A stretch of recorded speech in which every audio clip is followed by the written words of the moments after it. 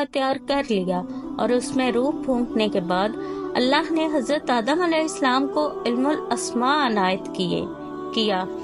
اللہ نے فرشتوں سے کہا یہ زمین پر میرا نائب ہوگا، تو فرشتوں نے عرض کی کہ یا اللہ تو اسے زمین میں نائب بنا کر بھیجے گا، یہ وہاں خون خرابہ اور فساد برپا کرے گا۔ اللہ رب العزت نے فرمایا کہ تم نہیں جانتے جو میں جانتا ہوں۔ اللہ نے فرشتوں سے کہا اچھا اگر تم جانتے ہو تو ان چیزوں کے نام بتاؤ۔ فرشتوں نے عرض کی یا اللہ ہمیں تو بس اتنا ہی علم ہے جتنا کہ آپ نے ہمیں سکھایا ہے۔ اس کے بعد اللہ نے حضرت آدم علیہ السلام کو حکم دیا کہ ان چیزوں کے نام بتاؤ۔ حضرت آدم علیہ السلام نے ان چیزوں کے نام بتا دیے۔ اللہ نے فرمایا میں نہ کہتا تھا کہ میں جانتا ہوں اور تم نہیں جانتے۔ اس کے بعد اللہ نے تمام فرشتوں کو حضرت آدم کو سجدہ کرنے کا حکم دیا، تو تمام فرشتے سجدے میں گر گئے مگر عزازیل نے سجدہ نہ کیا اور وہ جنوں میں سے تھا۔ اللہ نے پوچھا کہ عزازیل کس چیز نے تجھے میرا حکم ماننے سے روکا؟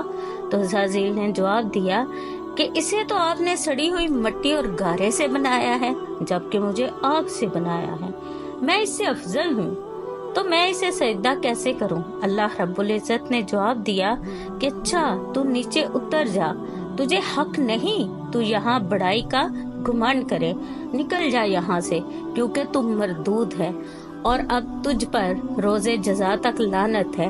عزازیل نے جو کہ اب ابلیس بن چکا تھا، اس نے کہا میرے رب یہ بات ہے تو پھر مجھے اس روز تک کے لیے مہلت دے جب کہ سارے انسان دوبارہ اٹھائے جائیں گے۔ اللہ نے اسے یہ مہلت عطا کی اور اس دن کے بعد سے شیطان انسان کا دشمن بن گیا۔ یہاں تک تو یہ قصہ عزازیل سے ابلیس بننے کا تھا اور وہ قصہ تو ختم ہوا، لیکن اب اس میں ہمارے لیے کیا سبق ہے وہ دیکھنا چاہیے۔ پہلی بات کہ جب اللہ کا حکم آ جائے تو پھر اعلیٰ و ادنا، افضل و برتر کے چکر میں پڑنے کے بجائے صرف اللہ کے حکم کی اطاعت کرنی چاہیے۔ اگر کوئی اس میں ششو پن میں پڑ گیا تو مارا گیا۔ دوسرا، ابلیس نے حسد کیا کہ اللہ نے ایک مٹی کے پتلے کو اپنا نائب بنا دیا اور اس حسد کی وجہ سے اس نے نافرمانی اختیار کی، تو ہمیں حسد سے بچنا چاہیے۔ تیسرا، ابلیس نے اپنی برتری کا گھمنڈ کیا کہ میں تو آگ سے بنایا گیا ہوں اور آدم کو مٹی سے بنایا گیا ہے، تو اس لیے میں افضل ہو کر ایک ادنا کو سجدہ کیوں کروں؟ آج ہم لوگ بھی اپنی قوم، نسل اور قبیلے کی برتری کے گھمنڈ میں پڑے ہوئے ہیں، جبکہ یہ 3 بنیادی باتیں تھیں جن کے باعث شیطان نامراد ہوا اور مقرب سے مردود کے درجے پر پہنچ گیا۔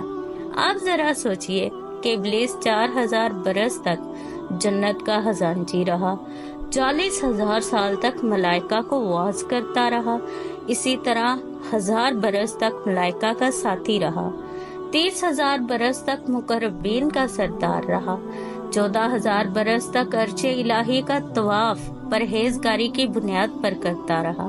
وہ اللہ کا مقرب ہونے کے بعد صرف ایک سجدہ نہ کرنے پر مردود ہوا، اللہ کی بارگاہ سے نکالا گیا، رندہ درگاہ ہوا، اس پر لعنت کی گئی، اور ہم روزانہ کتنے سجدے چھوڑ دیتے ہیں۔ کیا ہم نے کبھی سوچا ہے کہ ہمارا انجام کیا ہوگا؟ وہ ایک سجدہ کہ جسے تو گراں سمجھتا ہے، وہ ایک سجدہ جسے تو گراں سمجھتا ہے، 1000 سجدوں سے دیتا ہے آدمی کو نجات۔